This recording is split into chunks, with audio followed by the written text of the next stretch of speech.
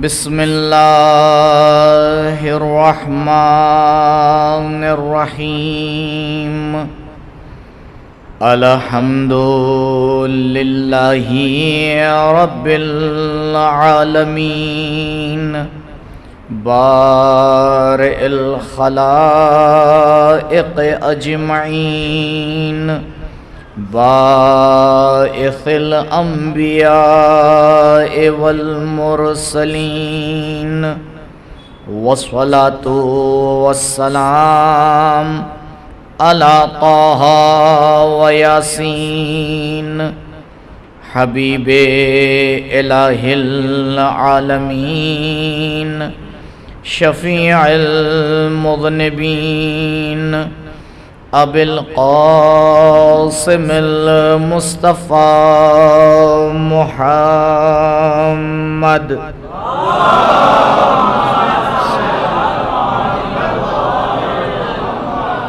وعلى أهل بيته الأطيبين الأطهرين المعصومين المظلومين الذين أذهب الله عنهم الرجس وطهرهم تطهيرا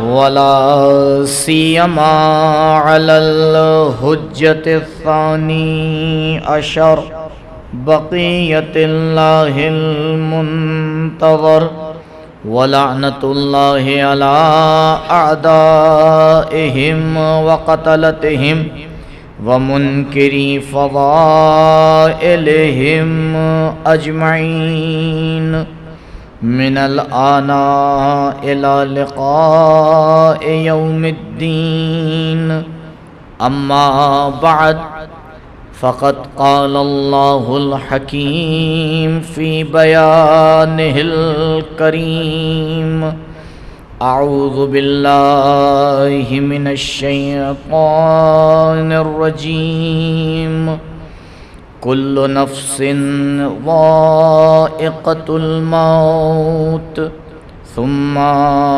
إلينا ترجعون درود پڑھیں بر محمد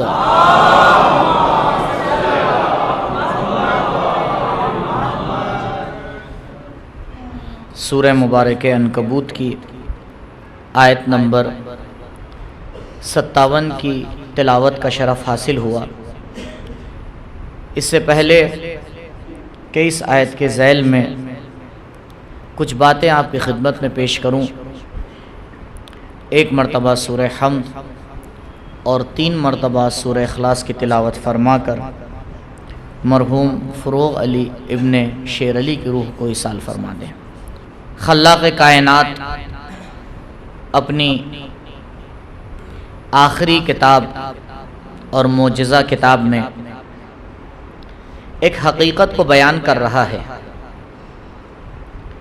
جس حقیقت کو قرآن نے 3 مرتبہ بیان کیا ہے۔ کل نفس ذائقۃ الموت، ہر نفس کو موت کا مزہ چکھنا ہے۔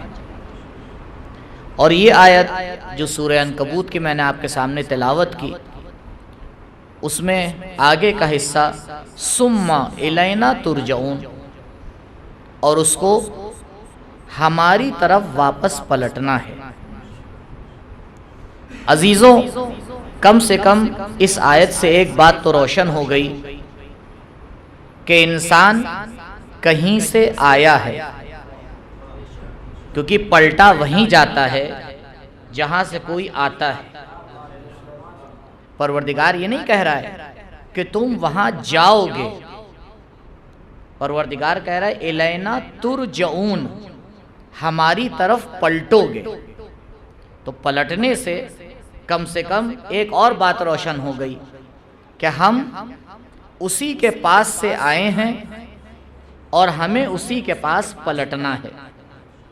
اسی لیے جب کوئی ہمارے درمیان سے اٹھتا ہے تو ہم اسی آیت کو سب سے پہلے پڑھتے ہیں، انا للہ و انا الیہ راجعون، کہ ہم خدا کی طرف سے آئے ہیں اور خدا ہی کی طرف پلٹ کے جائیں گے۔ اور یہ آنا اور جانا نہ میرے اختیار میں ہے نہ آپ کے اختیار میں ہے۔ یہ دو حصے جو ہیں زندگی کے، للہ اور ترجعون، یہ کسی بھی انسان کے ہاتھ میں نہیں ہے کہ کوئی یہ طے کر لے کہ اسے اس پورے زمانے کے کس حصے میں اس دنیا میں آنا ہے، کوئی طے نہیں کر سکتا۔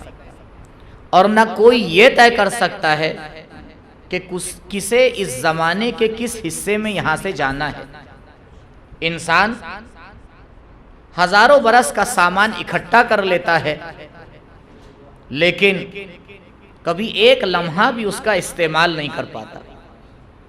عجیب بات ہے، انتظام کوئی کرتا ہے، استعمال کوئی کرتا ہے۔ ہوتا ہے یا نہیں ہوتا؟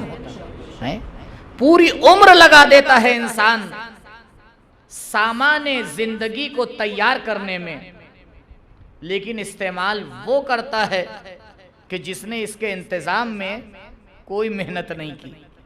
تو اے انسان، کم سے کم اتنا تو سوچ لے کہ وہ تیاری کر لینا چاہیے جس کا خود استعمال تو کر لے۔ انسان کم سے کم اس موضوع کے اوپر ایک بار اپنی زندگی میں غور کرے کہ کتنا مجبور خلق کیا ہے پروردگار نے اس متکبر انسان کو، کہ جو کبھی انا ربکم الاعلی کا نعرہ لگاتا ہے۔ کہا ٹھیک ہے، تمہیں یہ لگتا ہے کہ تمہارا اپنے اوپر اختیار ہے، لیکن تمہارا تو اپنی ایک سانس کے اوپر بھی اختیار نہیں ہے۔ ہم کب اس سانس کو کس مرحلے پر روک دیں، یہ تمہارے اختیار میں نہیں ہے، یہ ہمارے اختیار میں ہے۔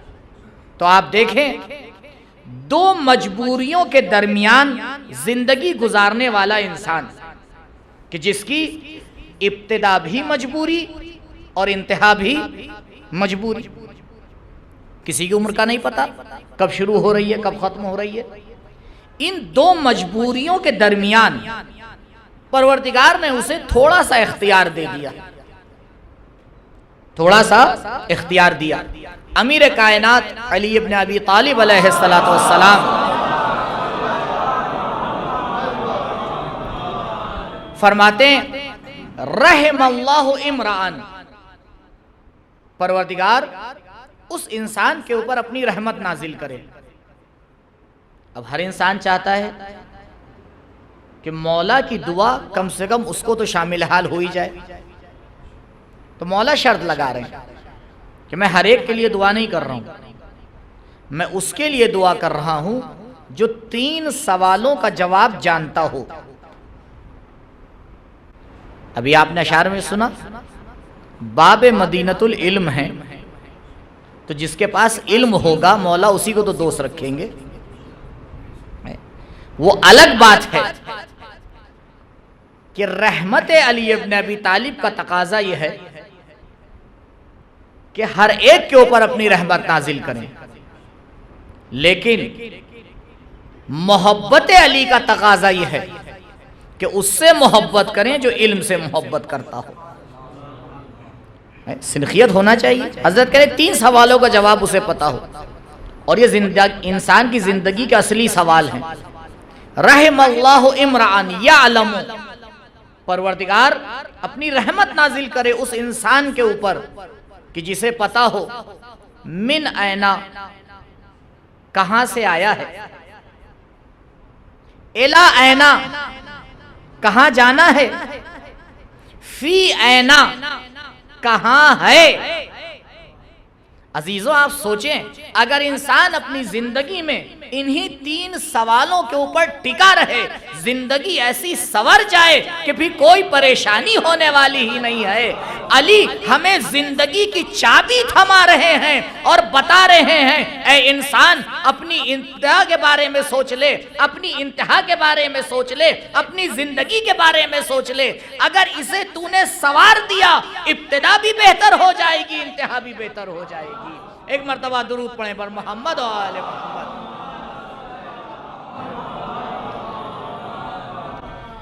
کہا دیکھو یہ تو تم نہیں بتا پاؤ گے کہ تم آئے کہاں سے ہو، بتائے گا تو وہی جس نے تمہیں بنایا ہے۔ تمہیں کہاں جانا ہے یہ بھی نہیں بتا پاؤ گے کیونکہ ابھی گئے نہیں ہو۔ بھئی بتائے گا تو وہی جو گیا ہے، جو جاتا ہے وہ آتا نہیں، اور جو یہاں ہے وہ گیا نہیں۔ عجیب بات ہے یا علی، آپ ایسی چیز کو پتہ لگانے کے بارے میں کہہ رہے ہیں کہ جس کو اگر پتہ لگانے کا زیادہ ہی شوق ہو جائے تو بھی 4 لوگوں کی ضرورت پڑے گی، اس سے زیادہ تھوڑی 4 کاندھے کی ضرورت ہے، پتہ لگائیے۔ لیکن عجیب بات ہے، آپ کربلا میں دیکھیے ایسے ہی عجیب سوال کیا گیا۔ 13 سال کا جوان، امو جان کیا فہرست شہادت میں میرا نام نہیں ہے؟ امام حسین علیہ السلام ایک جملہ کہہ دیتے، ایک کلمہ کہہ دیتے، ہے یا نہیں، بات ختم ہو جاتی۔ نہیں، امام کو یہ بتانا تھا کہ میں ایسوں کو لے کے آیا ہوں جو ہر چیز کا جواب جانتے ہیں اور ایسی چیزوں کا جواب جانتے ہیں جس کے بارے میں تم تصور نہیں کر سکتے۔ کہا بیٹا قاسم پہلے یہ بتاؤ موت تمہارے نزدیک کیسی ہے؟ یہ سوال بالکل اسی سوال کی طرح ہے، کیونکہ موت کے بارے میں وہی بتا سکتا ہے جس نے موت کا مزہ۔ بھئی فرض کیجئے میں ایران میں کوئی ایسا پھل ہے جو آپ نے آج تک دیکھا ہی نہیں، میں آپ سے پوچھوں قبلہ یہ انعام تو میں آپ کو اس وقت دوں گا جب اس پھل کا آپ مزہ بتائیے۔ آپ کہیں بھائی میں نے نہ پھل وہ دیکھا ہے نہ کھایا ہے، میں مزہ کہاں سے بتاؤں؟ کتنا عجیب سوال ہے۔ آخرکار مسئلہ یہ ہو جاتا ہے کہ ہم جیسے ہی کربلا پہ آتے ہیں ہمارے ذہن میں مصائب آ جاتے ہیں، جبکہ کربلا مصائب سے زیادہ فضائل کا مجموعہ ہے۔ ابھی تو فضائل کربلا کی کتاب کھلی ہی نہیں ہے کہ کتنے فضائل موجود ہیں اس کربلا کے اندر۔ مولا نے سوال کیا کہ مزہ بتاؤ۔ ایک قانون ہے دیکھیے، اور قانون یہ ہے، گفتگو کا قانون ہے کہ کلم الناس علی قدر عقولہم، لوگوں کے ساتھ ان کی عقل کے اعتبار سے گفتگو کرو، اپنے علم کے اعتبار سے گفتگو نہ کرو۔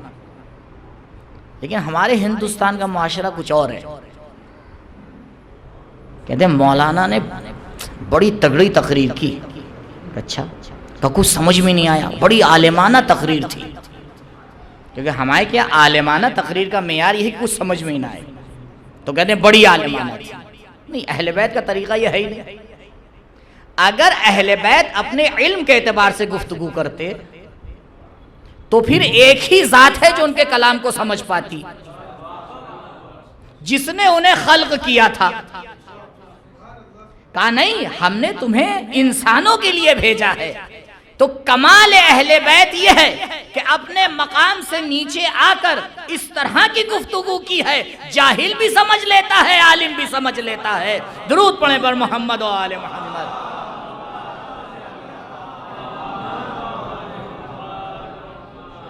آپ دیکھیں یہی تو معجزہ ہے اہل بیت کے کلام کا۔ تو اب امام نے آ کے ایک سوال رکھا کہ موت کا مزہ کیسا ہے۔ اب جناب قاسم کے سامنے قیامت تک کی انسانیت ہے، صرف وہ لوگ نہیں ہیں، اور وہ لوگ تو جناب قاسم کے مخاطب تھے ہی نہیں، کیونکہ ان سب کو یہ جواب پتا تھا۔ وہاں جتنے موجود تھے سب کو یہ جواب پتا تھا، اور پوچھنے والے کو بھی جواب پتا تھا۔ تو اب جواب جو جناب قاسم علیہ السلام دینے جا رہے ہیں موت کے حوالے سے، اس کا مخاطب وہ ہے جسے نہیں پتا، جسے معلوم ہے اسے تھوڑی جواب دیا جاتا ہے۔ اب ایک مرتبہ شہزادے نے قیامت تک کی انسانیت کے اوپر نظر ڈالی، اور اس بات کا خیال رکھیے گا جناب قاسم علیہ السلام نے اپنے علم کے اعتبار سے جواب نہیں دیا ہے، کیونکہ دوبارہ وہی مشکل پیش آ جاتی۔ اگر وہ اپنے علم کے اعتبار سے جواب دیتے تو پھر نہ ہم سمجھ پاتے نہ اچھے سمجھ پاتے، پھر سمجھنے والے بھی بہت چند عدد ہی ہوتے۔ اب جواب دینا ہے انسانیت کو، لیکن مسئلہ یہ ہے کہ جواب دیں تو کیسے دیں؟ بھئی کیسے سمجھائیں موت کیا ہے؟ بہت ہی حساس مرحلہ ہے، اور اسے ہم لوگوں کو سمجھنا چاہیے کہ صرف یہی ایک کلام کافی ہے علم جناب قاسم علیہ السلام کو سمجھنے کے لیے۔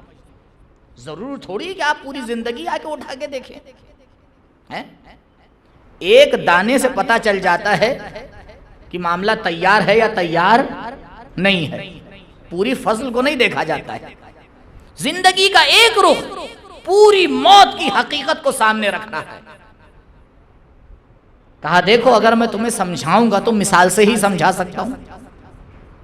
اب مثال کے لیے جناب قاسم نے انسان کی زندگی سے ایک شے کو چنا، کہ تمہاری زندگی میں سب سے میٹھی چیز شہد کو کہا جاتا ہے، اب میں اس سے بہتر تمہیں کیا سمجھاؤں؟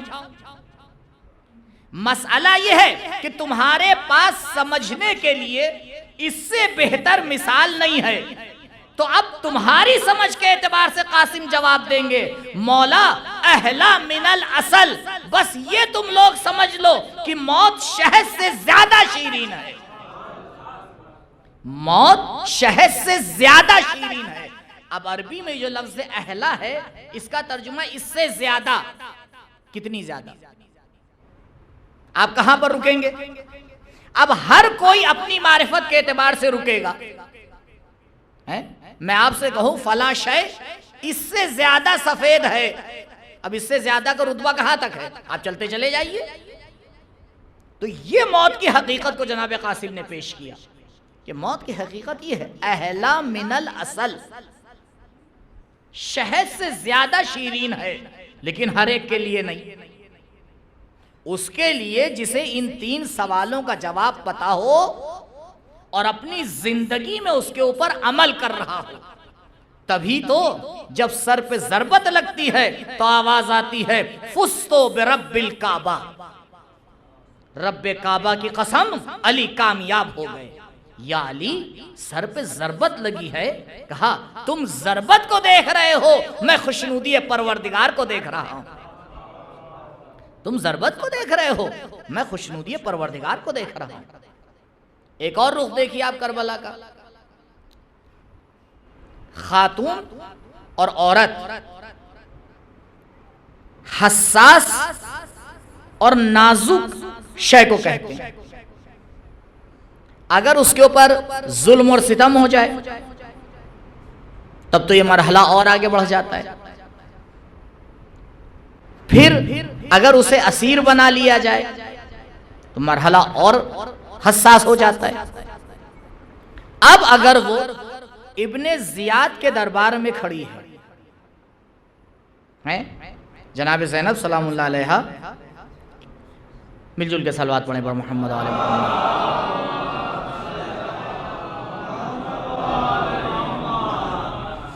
اب بی بی کتنے مرحلوں سے گزری ہیں، اگر توفیق ہوئی تو مصاحب میں دوبارہ اشارہ کروں گا۔ اتنے مرحلوں سے گزرنے کے بعد ایک ظالم کے سامنے بی بی کھڑی ہے، ظالم ایک جملہ کہتا ہے، زینب دیکھا خدا نے تمہارے ساتھ کیا کیا؟ اب بی بی کا جواب غور فرمائیے، ظالم نے کربلا میں جو کچھ ہوا اسے کس کی طرف نسبت دی؟ خدا کی طرف۔ یہ ایک جبر کا عقیدہ بنو امیہ کے زمانے سے نکلا کہ ہم تو کچھ کرتے ہی نہیں، جو کرتا ہے خدا کرتا ہے۔ یہ جو آج کل ہمارے بھائی ہیں یہ بھی سمجھتے ہیں بہت بڑے مواحد ہیں، جو کرتا ہے خدا کرتا ہے۔ مولا فرماتے اس سے بڑا ظلم کیا ہوگا کہ خدا انسان سے گناہ کروائے اور اسی کو جہنم میں بھیج دے۔ یہ سیدھا سادھا سا جواب ہے، یہ کون سی بات ہوگا؟ کریں ہم اور کہیں کر کون رہا ہے؟ خدا۔ کیونکہ جہاں بھی لفظ خدا آ جاتا ہے لگتا ہے بہت توحید کی بات آ رہی ہے۔ ہر جگہ لفظ خدا آنے سے توحید کی بات نہیں ہوتی ہے، صحیح جگہ پر آئے تب توحید کی بات ہوتی ہے۔ صحیح چیز کا غلط استعمال تو ہمیشہ رائج ہے۔ تو کہا دیکھا خدا نے تمہارے ساتھ کیا کیا۔ اب بی بی نے وہیں پہ آ کے مسئلے کو ختم کر دیا۔ ابن زیاد تو اگر خدا کی طرف نسبت دے رہا ہے تو سن، ما رأیت منہ الا جمیلا، زینب نے خدا کی طرف سے خوبصورتی کے علاوہ کچھ نہیں دیکھا۔ بی بی اتنے ظلم ہو گئے، بھائی شہید ہو گیا، سب کچھ ہو گیا، کہا نہیں غور کرو، تم کربلا کو دیکھ رہے ہو، زینب مقصد کربلا کو دیکھ رہی ہے۔ تم کربلا کو دیکھ رہے ہو، کربلا میں ظلم ہوا ہے، لیکن مقصد کربلا کو دیکھو، اسلام بچ گیا ہے۔ اسلام کا بچ جانا کتنا خوبصورت ہے۔ تم خدا کی طرف نسبت دے رہے ہو، ظلم تمہارا کام ہے، اسلام کو بچانا خدا کا کام ہے۔ درود پڑھیں بر محمد و آل محمد۔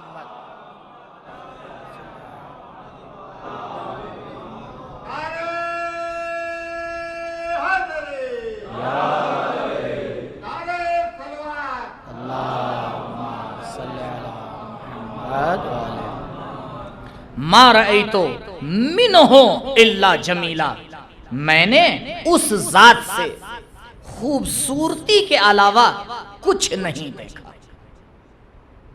تو مولا فرما رہے جسے 3 سوالوں کا جواب پتا ہو، کہاں سے آیا ہے، کہاں اسے جانا ہے اور کہاں ہے، کہاں سے آئے ہو اور کہاں جانا ہے، اس کا جواب تو ہم تمہیں دے دیں گے۔ ہم نے تمہیں خلق کیا ہے، ہمارے پاس سے آئے ہو، اور آخر کار ہماری ہی طرف پلٹ کر تمہیں آنا ہے۔ لیکن اس آنے اور جانے کے بیچ میں ہم نے تمہیں ایک زندگی عطا کی جس پہ تمہیں اختیار دیا ہے، اور وہاں ہم دخالت بھی زیادہ نہیں کرتے ہیں۔ وہاں تمہیں اختیار دیتے ہیں، طاقت دیتے ہیں، توفیق دیتے ہیں، اسباب کو مہیا کرتے ہیں، سب کچھ کرتے ہیں، صحیح اور غلط بھی بتا دیتے ہیں۔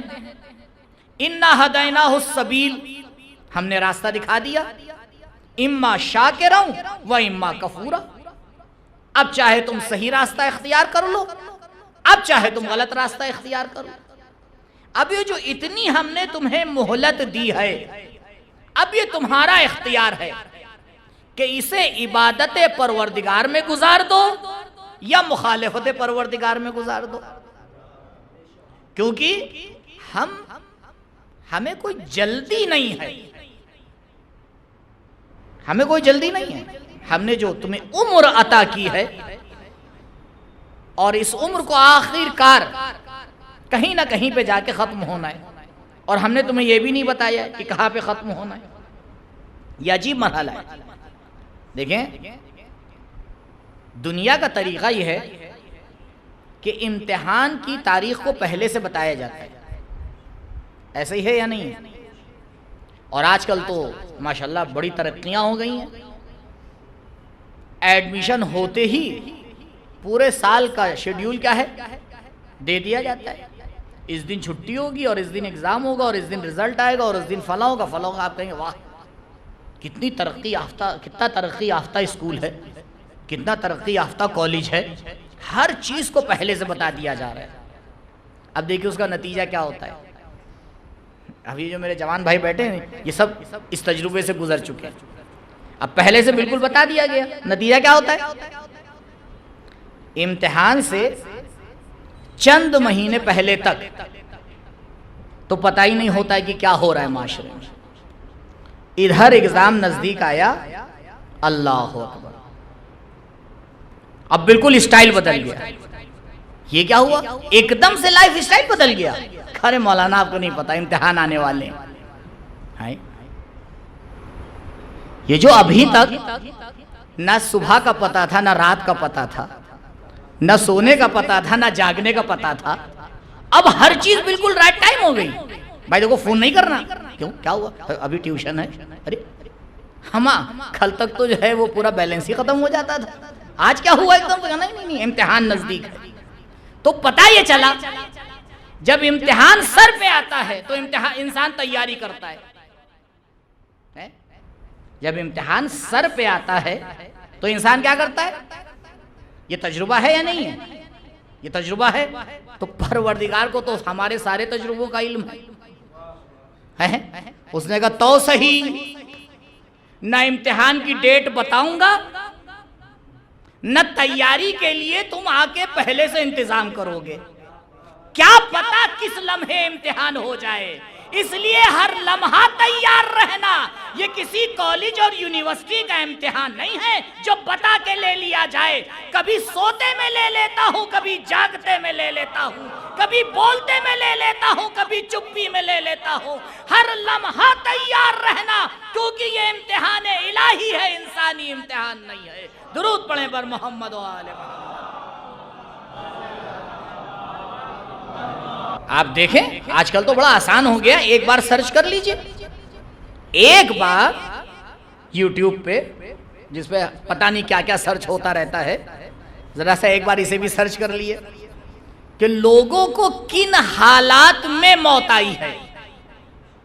اچھے سے اچھے حالات نظر آ جائیں گے اور برے سے. ابھی آپ کو یقین ہے کہ میری تقریر پوری ہوگی. آپ کے لیے نہیں کہوں گا، معلوم کیا مجمع یاد ہو گیا. آپ کو یقین ہے کہ مولانا تقریر پوری کر دیں گے. کوئی ضروری نہیں ہے کہ اگلا جملہ انسان بول پائے یا نہ بول پائے. اتنا مجبور ہے یہ انسان کہ نہیں، میں تمہیں نہیں بتاؤں گا کہ میں تمہارا امتحان کب لینے والا ہوں. تاکہ ہر لمحہ اس بات کا خیال رکھنا کہیں ایسا نہ ہو یہ لمحہ زندگی کا آخری لمحہ ہو. دیکھیں کیا نظام بنایا ہے خدا نے، کیا نظام بنایا ہے پروردگار نے. لیکن عجیب بات ہے کہ انسان اس نظام سے غافل ہو جاتا ہے. صرف ایک سوال کا مجھے آپ کو جواب دینا ہے کہ پروردگار کہاں سے آیا ہے؟ یہ تو نے بتا دیا. کہاں جائے گا؟ یہ بھی تو نے بتا دیا. اب یہ جو زندگی تو نے عطا دی ہے کی ہے، اس میں کرنا کیا ہے؟ یہ تو پتا چلے. سب سے اہم مسئلہ تو یہی ہے. 60 سال 70 سال 50 سال 20 سال 10 سال 100 سال 200 سال جتنی بھی تو نے دی ہے، کرنا کیا ہے؟ سورہ مبارک زاریات آیت نمبر 56 خدا نے جواب دے دیا کہ یہ کرنا ہے. کہ کیا کرنا ہے پروردگار؟ ما خلقت الجن والانس الا لیعبدون. مشہور ہے، آپ کو رٹی بھی ہوگی کہ میں نے انسانوں کو اور جناتوں کو خلق نہیں کیا مگر عبادت کے لیے. لیکن عجیب مسئلہ اس آیت کو لے کے، پروردگار تو نے عبادت کے لیے خلق کیا. کہاں عبادت کے لیے خلق کیا؟ اگر عبادت کے لیے خلق کیا ہے تو 24 گھنٹے میں 17 ہی رکعت نماز کیوں؟ دیکھیں آپ پریشان نہ ہو، کیونکہ الیوم اکملت لکم دینکم، دین کامل ہو چکا ہے. اب میرے کہنے سے نمازوں کی رکعت بڑھنے والی، اسے ٹینشن نہ لیجیے. کیا سوچیں یہ مولانا تو پتہ نہیں کیا کیا اللہ کو مشورہ دے رہے ہیں. 17 رکعت ہو جائے بڑی بات ہے. مولانا تو 170 کا مشورہ دے رہے ہیں.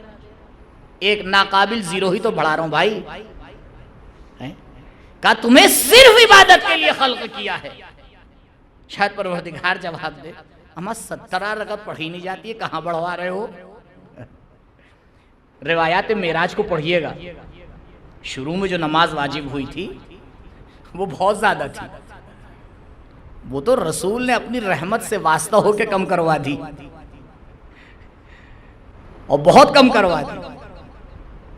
کا پروردگار یہ میری امت والے ہیں، یہ اس سے زیادہ نہیں پڑھ پائیں گے. 17 ہی رکعت اتنی ہی پڑھوا لے. اب انسان آپ سوچیں واقعی انسان غور کرنا چاہیے. 17 رکعت نماز کا مطلب ہوتا ہے 17 منٹ اور بہت زیادہ خضوع اور خشوع سے وَلَضَّالِّينَ اتنا کھینچ کے پڑھیے گا تو 34 منٹ ہوں گے پھر تو 17 ہی رکعت میں.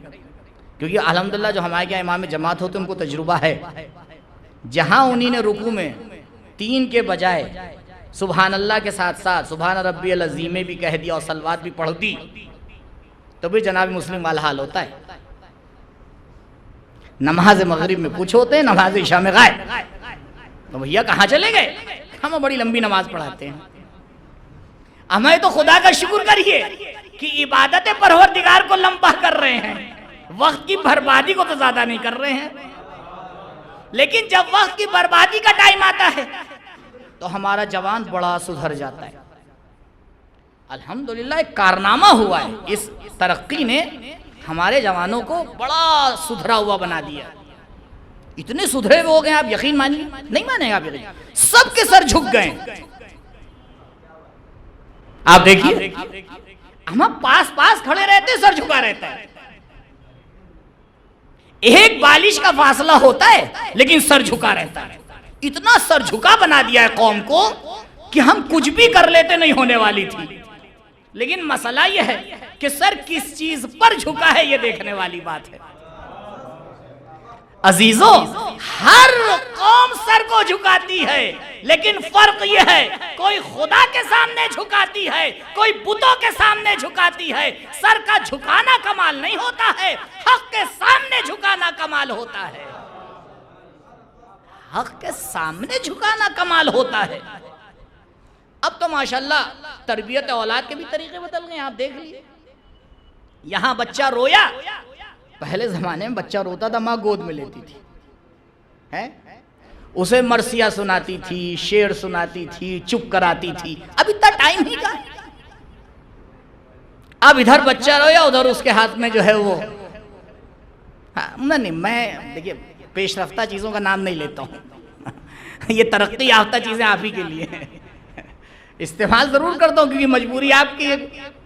کہیں ہاں مولانا تو ہاتھ ہی نہیں لگتے ہیں, تب اس کے ہاتھ میں دے دیا. تو یہ بتائیے وہ نسل جو الفاظ اہل بیت پہ تربیت پاتی تھی وہ کیا بن کے نکلے گی, اور وہ نسل جو ان چیزوں پہ تربیت پا رہی ہے وہ کیا بن کے نکلے گی. اب بعد میں یہ نہ کہیے گا مولانا اولاد تو نہ سلام کرتی ہے نہ بات سنتی ہے. تربیت آپ نے کی ہے, دہائی اپنے آپ کو دیجئے. تربیت آپ نے کی ہے. بچہ آسمان سے جھوٹ بولنا سیکھ کے نہیں آتا ہے, آتا ہے کچھ. اللہ کیا کہہ رہا ہے, اللہ اخرجکم من بطون امہاتکم لا تعلمون شیئا وَجَعَلَ لَكُمُ السَّمْعَ وَالْأَبْصَارَ وَالْأَفْئِدَةَ لَعَلَّكُمْ تَشْكُرُونَ. جب ہم نے تمہیں تمہاری ماں کے پیٹ سے پیدا کیا تم کچھ نہیں جانتے تھے. یہ کیوں قرآن نے کہا دیکھو کچھ نہیں جانتے تھے, لہٰذا اگر کچھ بھی سیکھنا تو پہلے والدین کا احترام کرنا. یہ ان کی گود ہوتی ہے جو تمہیں محبت اہل بیت سکھاتی ہے. کچھ نہیں جانتے تھے. یہ والدین کی محنت ہوتی ہے جو اولاد کو کچھ سکھاتی ہے. ایک ٹریک پہ لگا دے دی, اب جس ٹریک پہ بھی لگا دے, اور اس پہ لگانے کے بعد پھر آپ اس کو ہٹا نہیں سکتے کیونکہ لگایا آپ نے ہے. اب آپ نے لگا دیا, اب اس کے بعد جو بھی ہو. کتنا ایصال ثواب کی مجلس ہے اس لیے آپ مجھ سے باتیں سن رہے ہیں, کیونکہ بات موضوع کے اعتبار سے ہونا چاہیے. کتنا عجیب ہوتا ہے کہ مرنے والا اس دنیا سے چلا جاتا ہے, اولاد آتی ہے, مولانا صاحب کو پیسہ دیتی ہے, مولانا صاحب ذرا ایک قرآن پڑھ دیجئے گا.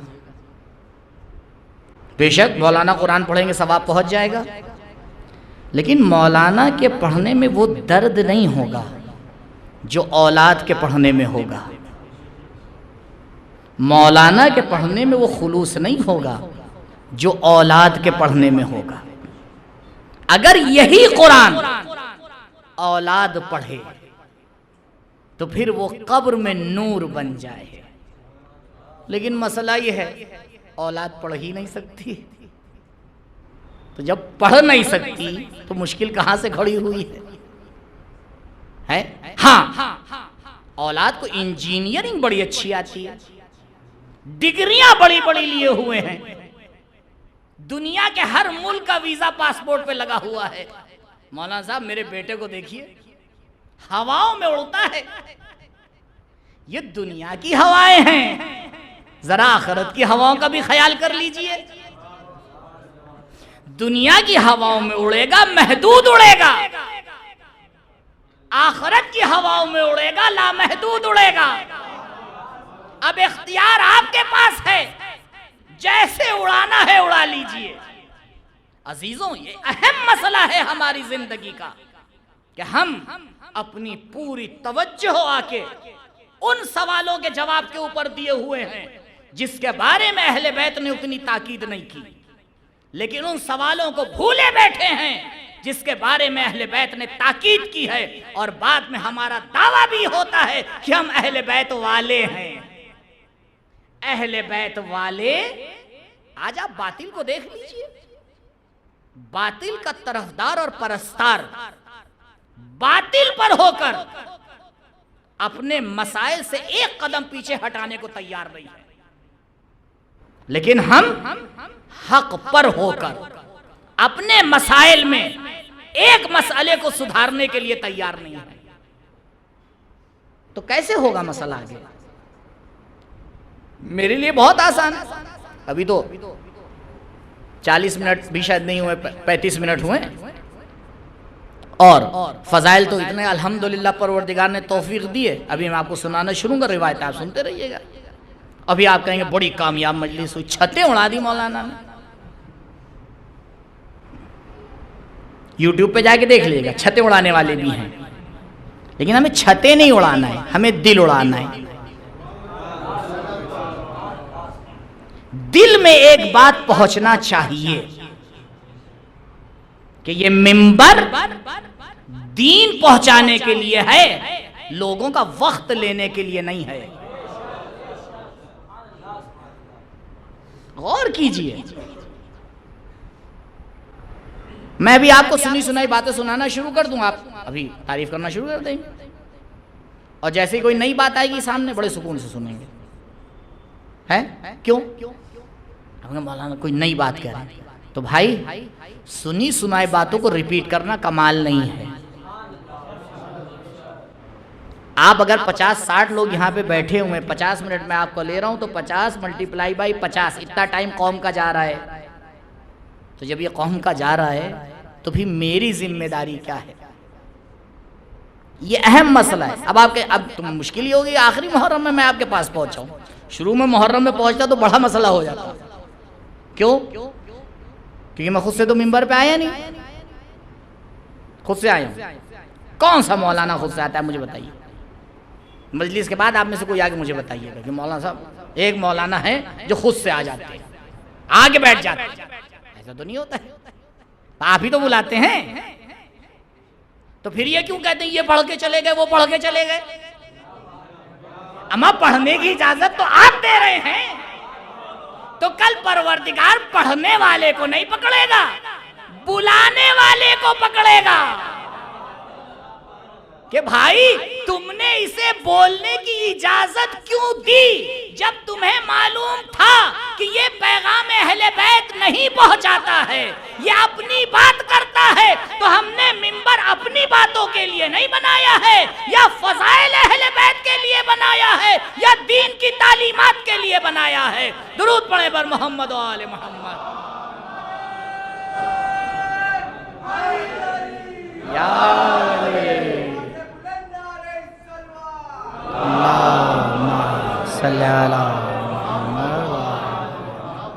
چلیے آپ کی طرف سے میں جواب دے دوں، اللہ میاں ہے، تھوڑا سا ڈیفنس بھی ہو جائے۔ آپ کہیں گے نہیں ارے پروردگار ہم جانتے ہی نہیں تھے، پتہ نہیں کہاں سے آگے تھے مولانا، ایسے ہی بلا لیا تھا۔ آج سے 20 سال پہلے تک یہ جواب ٹھیک تھا، اب یہ ٹھیک نہیں ہے، کیونکہ آج علامہ گوگل موجود ہے۔ اما رات میں جب آپ لیٹتے ہیں تو سننے کے لیے ہر نوحہ سرچ ہو جاتا ہے. مولانا کی فکر کیسی ہے یہ سمجھ میں نہیں آتا ہے. نہیں، میں تھوڑا سا کڑوی باتیں کوشش کرتا ہوں میٹھے انداز میں آپ تک پیش کر دوں. ہاں، لیکن یہ حقیقتیں ہیں جسے ہمیں اور آپ کو سمجھنا ہے. کوئی باہر کا آنے والا ہمیں سمجھانے والا نہیں ہے. ہماری قوم ہے، ہمیں اسے سنبھالنا ہے. اور اگر ہم نے آج بھی یہ طے نہیں کیا اس پرآشوب زمانے میں، اس بودی سرکار میں، تو پھر کل خیال رکھیے گا کیا ہونے والا ہے. یہیں تک بہت کچھ ہو چکا ہے، ابھی بھی سنبھل جائیے. کسی بھی آپ مکتب اور مذہب کے جوان کو پکڑ کے پوچھئے کہ ذرا اپنے دین کے بارے میں بتاؤ. ہم ایسے کو جانتا ہوں کہ 3 تو دور کی بات، 1 کو نہیں جانتے. ابھی سرچ کر لیجئے گا. قربانی کے بارے میں سوال ہو رہا تھا. عید کی قربانی کس لیے ہوتی ہے، کس نبی کے نام پہ ہوتی ہے، نہیں معلوم. یہ تو صدقہ جاریہ ہے اس بی بی کا کہ جس نے ایسا پلیٹ فارم بنا دیا. کہا دیکھو مرتا تمہارے گھر کا ہے، تیجا ہوتا ہے، 10واں ہوتا ہے، 20واں ہوتا ہے، چھماہی، چہلم، دیسا، ذکر کس کا ہوتا ہے؟ کا ذکر اہل بیت کا ہوتا ہے. عزیزو مرنے والا چلا جاتا ہے، رحمتیں ہمارے لیے چھوڑ کے جاتا ہے. کہا دیکھو یہ طریقہ ہم تمہیں سکھا کے جا رہے ہیں، یہ ہم تمہیں طاقت دے کے جا رہے ہیں. اب تمہیں اختیار ہے، اس طریقے کا صحیح استعمال کر لو یا غلط استعمال کر لو. استعمال تو ہمارے اور آپ کے ہاتھ میں ہوتا ہے. ٹولز نہ اچھے ہوتے ہیں نہ برے، یہ قانون سمجھ لیجئے. یہ ہم نے غلط تبلیغات کر رکھی ہیں. ٹولز اچھے اور برے نہیں ہوتے. چاقو اچھی چیز ہے یا بری؟ ہم اگر برا ہے تو بورچی خانے میں کیا کر رہا ہے؟ میاں صاحب کو تو ڈر جانا چاہیے کب غلط استعمال ہو جائے. اور اگر صرف اچھی چیز ہے تو غلط کام کیوں ہو جاتا ہے؟ کہا قبلہ چاقو اچھا اور برا نہیں ہوتا، ٹول ہے. یہ تو استعمال کرنے والے کا ہاتھ ہے، گلا کاٹے یا پھل کاٹے. اسی لیے میرے جوانوں غور کریے، سوشل میڈیا ٹول ہے. یہ آپ کے استعمال کے اوپر ڈیپینڈ کرتا ہے کہ آپ اس سے اہل بیت کے فضائل اور دین سیکھیں یا جا کے وقت کی بربادی کریں. پروردگار بنانے والوں کو کچھ نہیں کہے گا، استعمال کرنے والوں سے سوال کرے گا. کہا اسی کے اوپر پورے دین کے درس موجود ہیں، پوری تعلیمات موجود ہیں. یہاں تمہاری انگلیاں نہیں کبھی سرچ پہ جاتی ہیں اور دوسری جگہ بڑی آسانی سے چلی جاتی ہے، کیونکہ یہ پلٹتا ہے استعمال کرنے والے کی تربیت پر. یہ کربلا نے ہمیں سکھایا. کہا دیکھو ذوالفقار کا ہونا اہمیت نہیں رکھتا ہے، استعمال کرنا اہمیت رکھتا ہے. ابھی شعر آپ نے سنا اور اسی وقت میں نے فیصلہ لے لیا تھا یہ بات ضرور آپ سے کہوں گا. کبھی ہاتھوں پہ خیبر ہے اور کبھی گلے میں کیا ہے. تو جب گلے میں رسی تھی تو کیا اس وقت ذوالفقار نہیں تھی یا نہیں تھی؟ تو مولا کائنات صرف فضائل سننے کے لیے ہیں یا درس زندگی بھی سیکھنے کے لیے ہیں؟ عزیزوں پروردگار نے اہل بیت کو ہمارے لیے اسوہ بنا کے بھیجا ہے. ان ہستیوں کو بھیج رہا ہوں ان سے زندگی کا طور و طریقہ سیکھنا. تم ان جیسے بن نہیں سکتے ہو اور نہ ہم تم سے یہ کہہ رہے ہیں ان جیسے ہو جاؤ، کیونکہ ممکن نہیں ہے. جن کے صدقے میں کائنات کو خلق کیا ہو تم ان کے پیر کی دھول بن جاؤ تو بہت بڑی بات ہے. ہاں لیکن راستہ وہی چننا جو انہی نے چنا ہے. راستہ وہی ہونا چاہیے جو اہل بیت کا راستہ ہے. تمہیں اختیار ہونا چاہیے اپنے ٹول کے اوپر کہ تم اسے کیسے استعمال کر رہے ہو، اسے کہاں لے کے جا رہے ہو. اور اگر تم یہ سمجھتے ہو، آخری بات، کہ میں اکیلا ہوں، کوئی دیکھ نہیں رہا ہے. ایک مکتب میں کچھ بچے تھے، ایک ٹیچر تھے. ایک بچہ جو تھا ذرا سمجھدار تھا کچھ زیادہ، تو فطری سی بات ہے ٹیچر جو ہے اس کو زیادہ چاہتے تھے. اب یہ تو ہوتا ہے جب ایک کو چاہنے لگے دوسروں کو حسد ہو جاتا ہے. ہاں ان کو بہت چاہتے ہیں، کچھ ہے معاملہ، ابا نے فیس زیادہ دی ہوگی. اب یہی معاملہ وہاں بھی شروع ہو گیا. استاد کو احساس ہوا کہ یہ جو ہے معاملہ بگڑ رہا ہے. استاد تو استاد.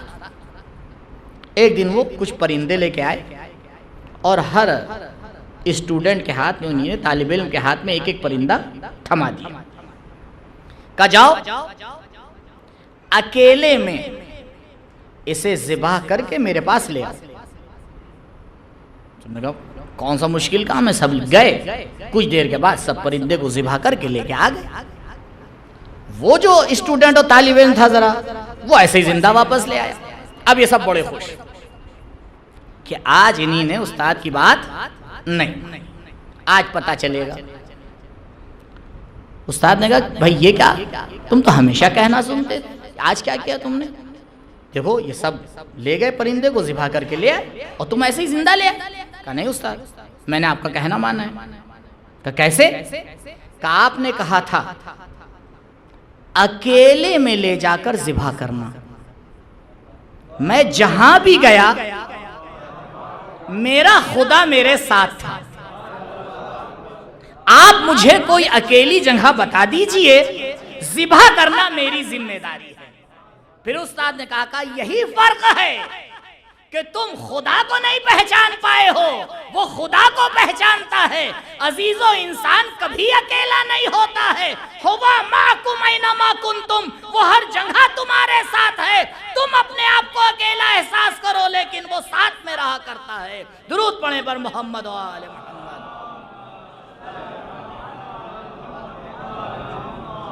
اسی لیے تو میرے مولا نے بار بار یہ جملہ دہرایا تھا، رضن بقضائہ و تسلیما لامرہ لا معبود سواک یا غیاث المستغیثین. ہاں عزیزوں، ایک انسان ہمارے اور آپ کے درمیان سے اٹھتا ہے لیکن پوری قوم کے لیے درس عبرت ہوتا ہے، کیونکہ نہیں معلوم اور یقین ہے کہ ایسا ہوگا. حضرت فرماتے ہیں کہ کائنات کی سب سے یقین والی چیز جسے سب بھلائے بیٹھے ہیں وہ کیا ہے؟ موت. کا سب سے یقینی چیز ہے لیکن سب بھلائے بیٹھے.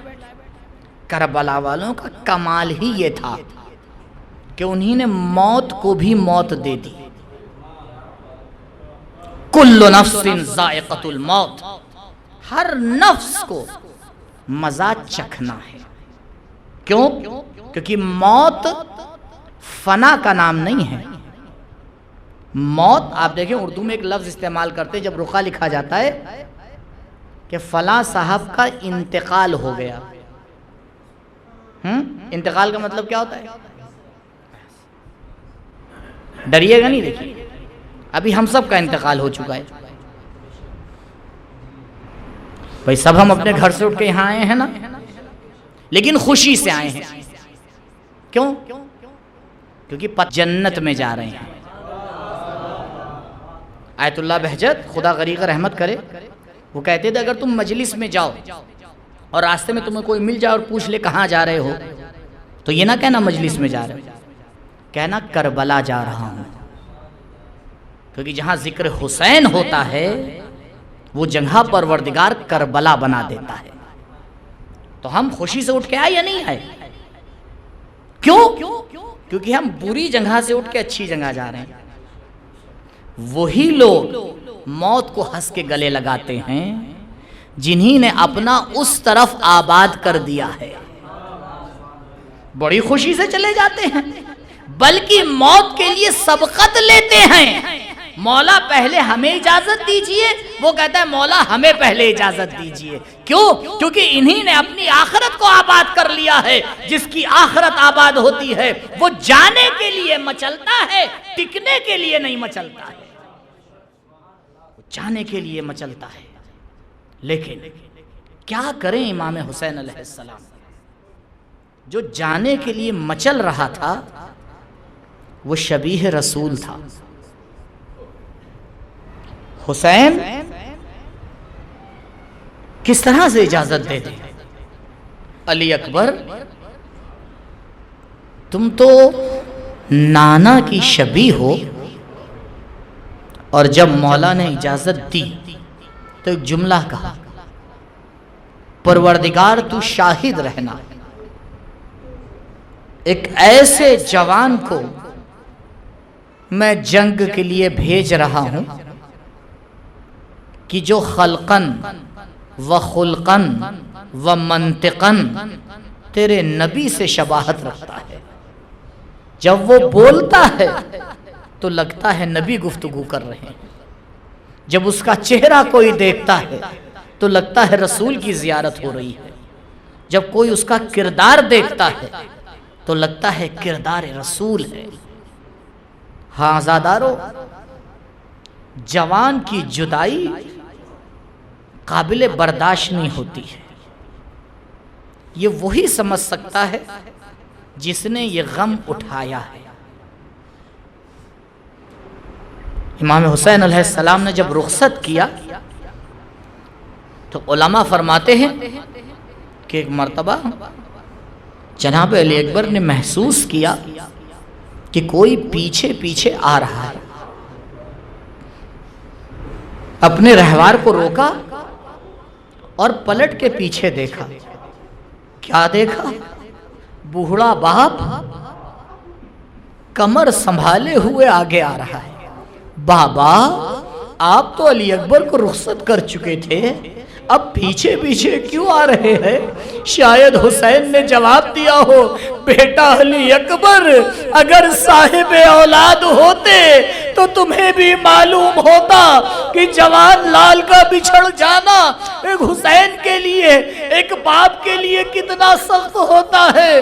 ہاں زادارو، آپ اگر مقتل کا مطالعہ کریں گے تو آپ کو صرف دو ہستیاں ایسی نظر آئیں گی جو مقتل میں جانے کے بعد بیچ سے واپس آئی ہیں۔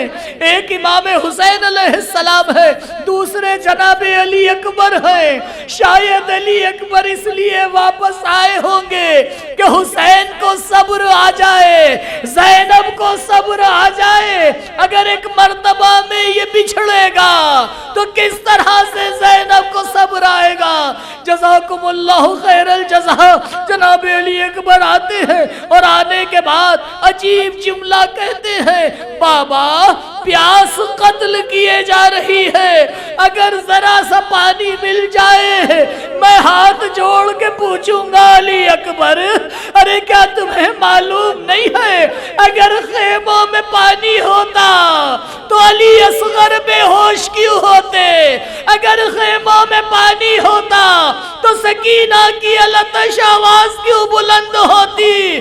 ارے علی اکبر تمہیں تو معلوم ہے پانی نہیں ہے تو حسین سے سوال کیوں کر رہے ہو؟ کہا رکو ابھی جواب مل جائے گا۔ ایک مرتبہ حسین نے حکم دیا، بیٹا علی اکبر اپنی زبان میرے زبان میں دے دو۔ بس یہ ہونا تھا، علی اکبر نے دنیا کو بتایا، ارے میرا بابا مجھ سے زیادہ پیاسا تھا۔ جزاکم اللہ خیر الجزا۔